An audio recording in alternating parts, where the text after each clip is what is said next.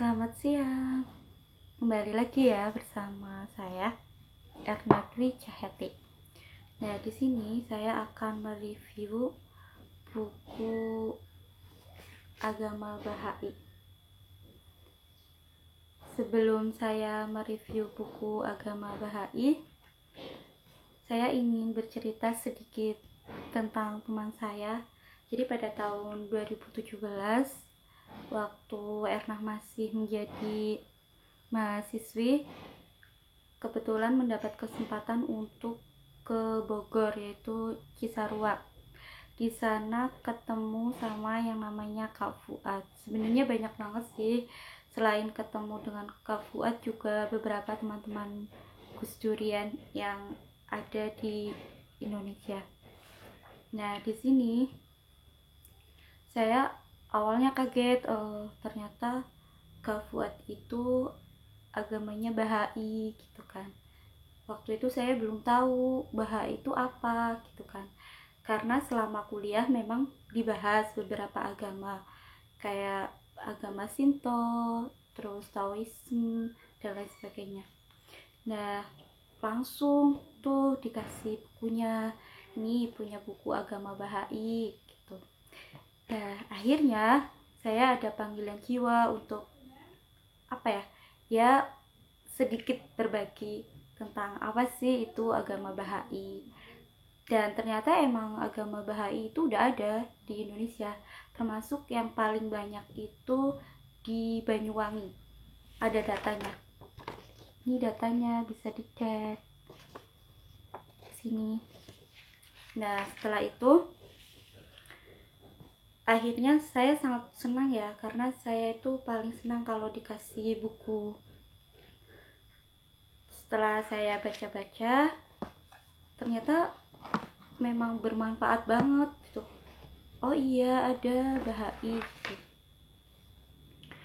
Apa sih itu agama Bahai? Nih, agama Bahai adalah agama yang independen dan bersifat universal, bukan sekte dari agama lain. Nah, kalau yang namanya pembawa wahyu agama Bahai adalah Bahaullah, yang artinya kemuliaan Tuhan, yang kedatangannya didahului oleh bentaranya yang bergelar sang bab atau gerbang. Bahaullah mengumumkan bahwa tujuan agamanya adalah untuk mewujudkan transformasi rohani dalam kehidupan manusia dan memperbaharui lembaga-lembaga masyarakat berdasarkan prinsip-prinsip keesaan Tuhan, bahwa dasar semua agama berasal dari satu sumber surgawi dan persatuan seluruh umat manusia. Jadi agama Bahai ini mempunyai keyakinan bahwa agama harus menjadi sumber perdamaian dan keselarasan baik dalam keluarga, masyarakat, bangsa maupun dunia. Nah, umat Bahai telah dikenal sebagai sahabat bagi para penganut semua agama. Pasti di sini teman-teman banyak yang belum tahu kan apa itu agama Bahai. Nah, itu tadi sedikit tentang agama Bahai. Lalu bagaimana sejarah ringkasnya? Sejarah ringkasnya itu pada tahun 1863 Bahaullah mengumumkan misinya tentang kesatuan umat manusia serta mewujudkan keselarasan di antara agama-agama. Selama 40 tahun Bahaullah banyak menulis wahyu yang diterimanya dan menjelaskan secara luas tentang keesaan Tuhan, kesatuan agama, serta kesatuan umat manusia dalam kurang lebih 100 buku. Walaupun Bahaullah dijatuhi hukuman karena ajaran agamanya, sebagaimana juga dialami oleh para utusan Tuhan yang lainnya. Namun, Bahaullah terus mengumumkan bahwa umat masa kini berada pada ambang pintu zaman baru, zaman kedewasaan. Untuk pertama kalinya dalam sejarah umat manusia, sekarang terbuka kemungkinan bagi setiap orang untuk melihat seluruh bumi dengan semua bangsanya yang beraneka ragam dalam satu perspektif. Baha'u'llah mengajarkan bahwa semua agama berasal dari satu Tuhan yang Maha Esa. Semua utusan Tuhan mengajarkan keesaan Tuhan dan mewujudkan cinta Tuhan dalam kalbu-kalbu para hambanya. Mereka telah mendidik umat manusia secara berkesinambungan ke tingkat yang lebih tinggi dalam perkembangan jasmani dan rohani. Baha'u'llah bersabda bahwa kini saatnya telah tiba bagi setiap bangsa di dunia untuk menjadi anggota dari satu keluarga besar umat manusia dan mendirikan suatu masyarakat sedunia.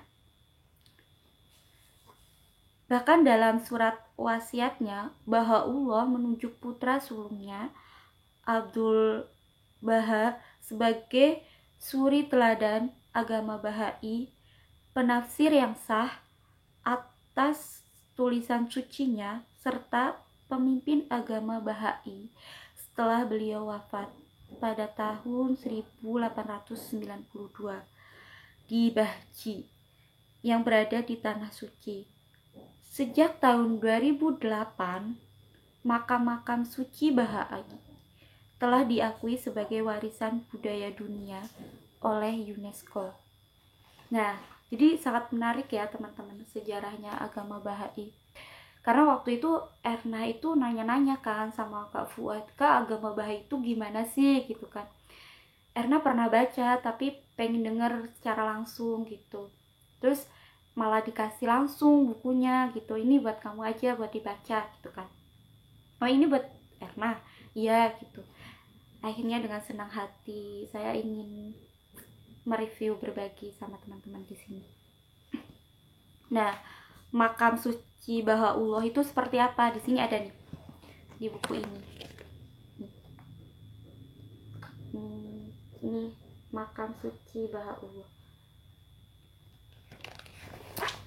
Jadi banyak sekali. Masih pengen lanjut lagi? Baik, kita lanjut ya. Nah, terus agama Baha'i itu punya pemimpin ya. Ini namanya Abdul Baha.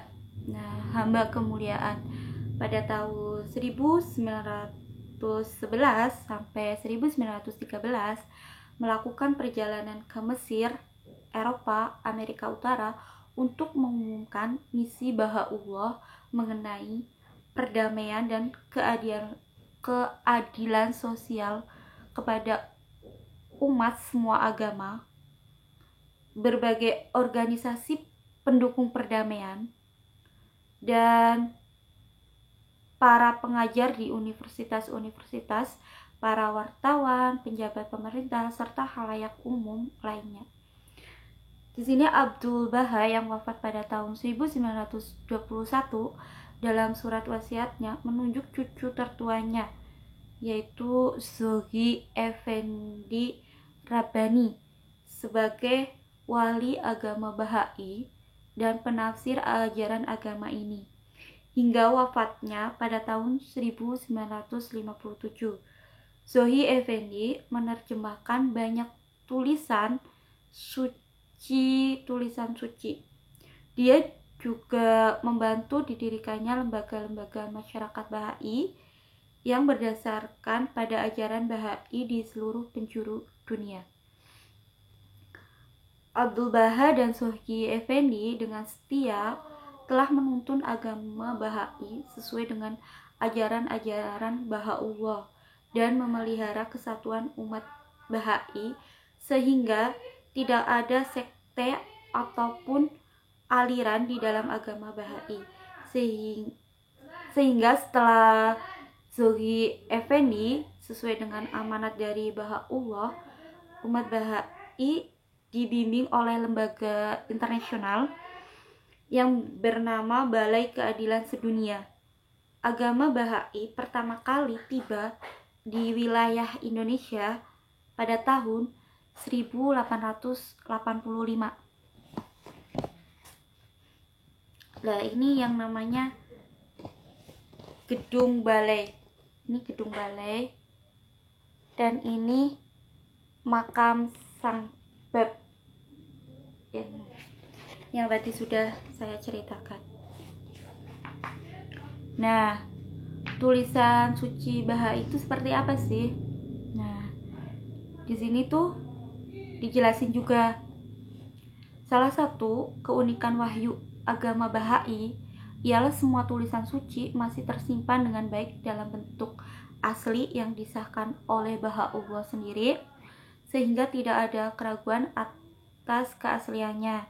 Dalam ayat-ayat sucinya yang diwahyukan antara tahun 1853 sampai 1892, Bahaullah mengulas berbagai hal seperti keesaan Tuhan dan fungsi wahyu ilahi, tujuan hidup, ciri-ciri dan sifat roh manusia, kehidupan sudah mati, hukum-hukum dan prinsip agama, ajaran-ajaran akhlak, perkembangan kondisi dunia, serta masa depan umat manusia. Selain dituntun oleh tulisan suci Bahaullah, kehidupan masyarakat Bahai juga dibimbing melalui buku-buku dan surat-surat yang ditulis oleh Abdul Baha dan Sogi Effendi. Buku-buku Bahai kini dapat dibaca dalam lebih dari 800 bahasa. Nah, bagaimana profil masyarakat Bahai sedunia? Itu ada profilnya seperti ini. Ini masyarakat yang sedunia. Nah, secara geografis, agama Bahai adalah agama kedua yang paling tersebar di dunia, berada di lebih dari 120.000 kota dan desa di seluruh dunia dan telah resmi diakui sebagai agama yang berdiri sendiri di lebih dari 230 negara dan wilayah dan wilayah teritorial. Umat Bahai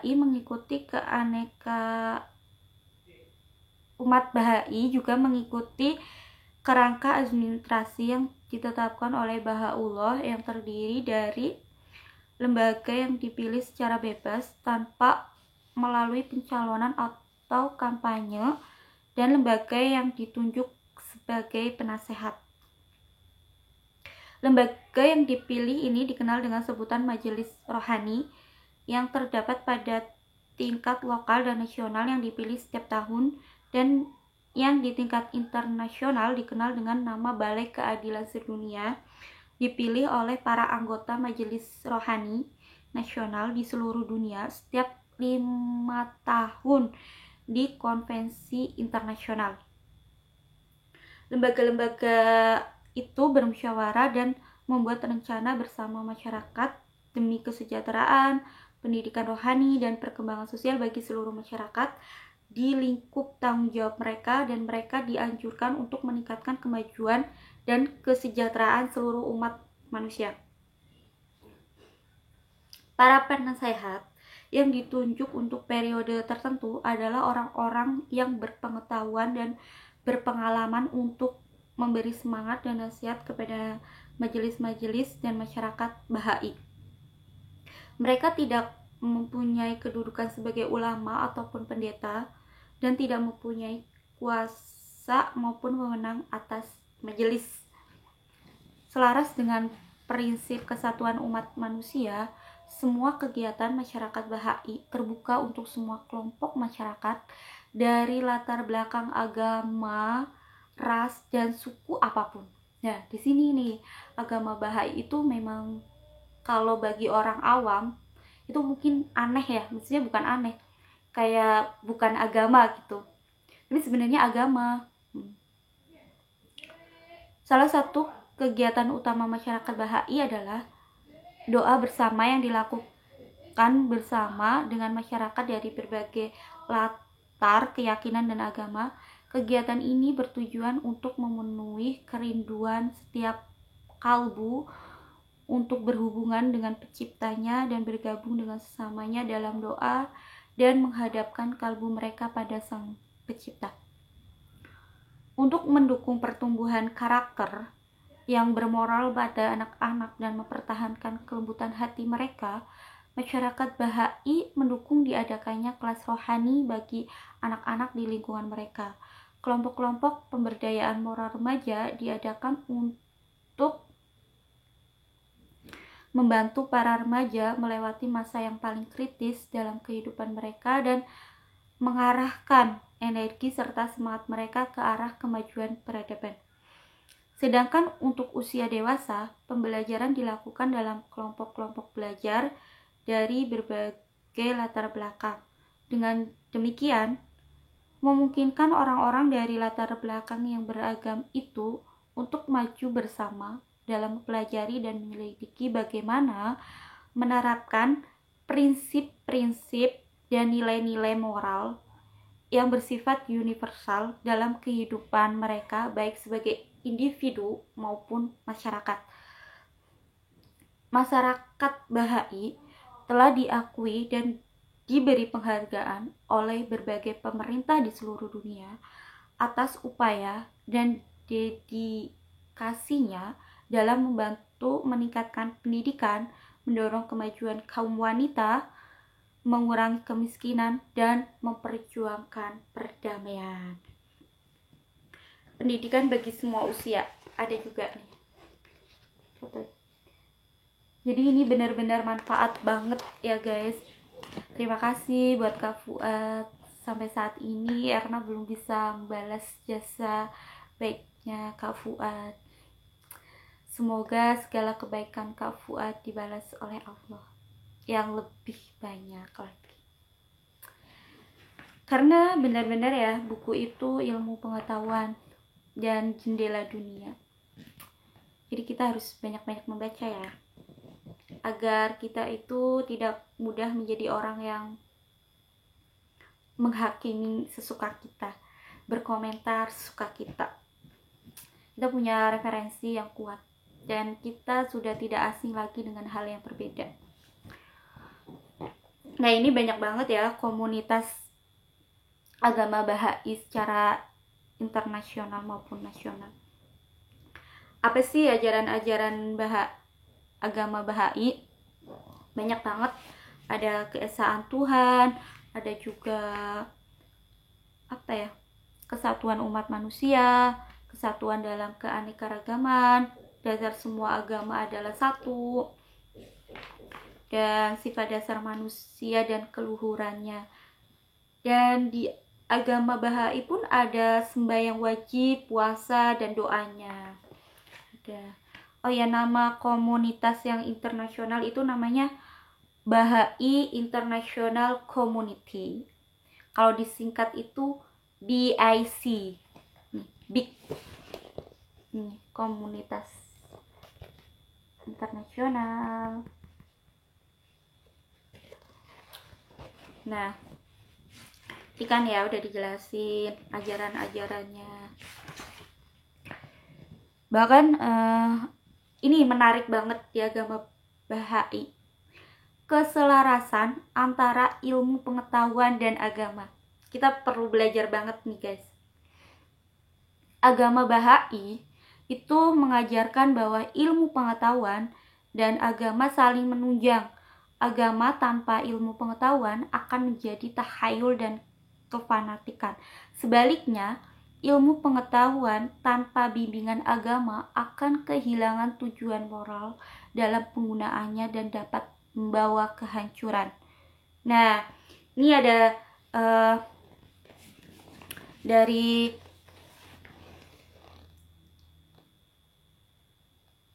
pimpinan agama Bahai, yaitu Abdul Baha. Maaf ya guys kalau misalnya ada salah kata atau salah ucap, karena ini benar-benar baru gitu, dan emang harus pokoknya ada panggilan jiwa untuk pengen nih berbagi tentang agama Bahai gitu. Mungkin siapapun yang nonton mungkin juga agamanya Bahai, mohon maaf ya. Mungkin bisa, kalau misalnya ada yang salah mohon koreksinya. Ini karena hanya berdasarkan buku dan juga pengalaman pernah ketemu dengan teman yang beragamanya Bahai, itu namanya Kak Fuad. Nah, ini bagus banget nih. Pesannya, agama dan ilmu pengetahuan merupakan dua sayap yang dengan dua sayap itu akal manusia dapat membumbung tinggi, dan dengan dua sayap itu jiwa manusia dapat maju. Tidaklah mungkin terbang dengan satu sayap saja. Jika manusia mencoba terbang dengan sayap agama saja, maka ia segera akan jatuh ke dalam rawa takhayulan. Sedangkan sebaliknya, bila ia terbang dengan sayap ilmu pengetahuan saja, ia juga tidak akan memperoleh kemajuan, tetapi akan jatuh ke dalam rawa materialisme yang menjadikannya berputus asa. Bagus banget ya. Terus ada juga nih, agama dan ilmu pengetahuan saling menjalin dan tidak bisa dipisahkan. Keduanya adalah sayap yang digunakan untuk terbang oleh umat manusia. Satu sayap saja tidak cukup. Setiap agama yang mengabaikan ilmu pengetahuan hanyalah merupakan tradisi, dan itu bukan hakikat dari agama. Oleh sebab itu, ilmu pengetahuan, pendidikan, dan peradaban adalah kebutuhan-kebutuhan penting bagi kehidupan keagamaan yang lengkap. Ada juga, agama harus bersesuaian dengan ilmu pengetahuan dan akal agar bisa mempengaruhi hati manusia. Ya banget ya, ini banyak banget serius tentang agama Bahai. Ya nggak mungkin dibahas di sini ya, karena nanti waktunya bisa sampai 1 jam. Nah ini aja udah berapa ya?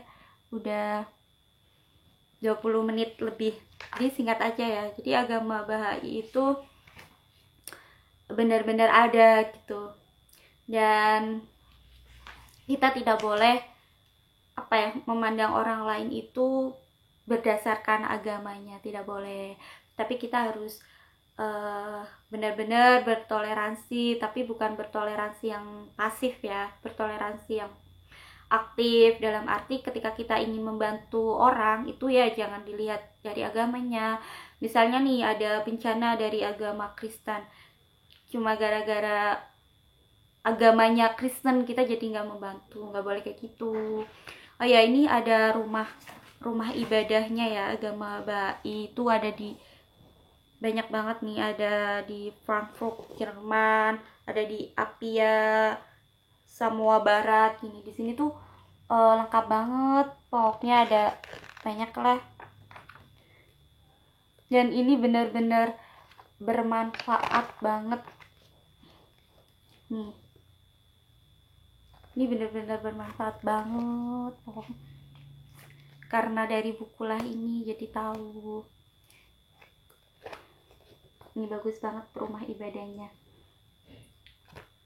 Yaudah ya, sampai di sini dulu. Apabila ada kesalahan atau mungkin karena kurang menjelasannya kurang mudah dipahami, ini karena baru belajar. Terima kasih.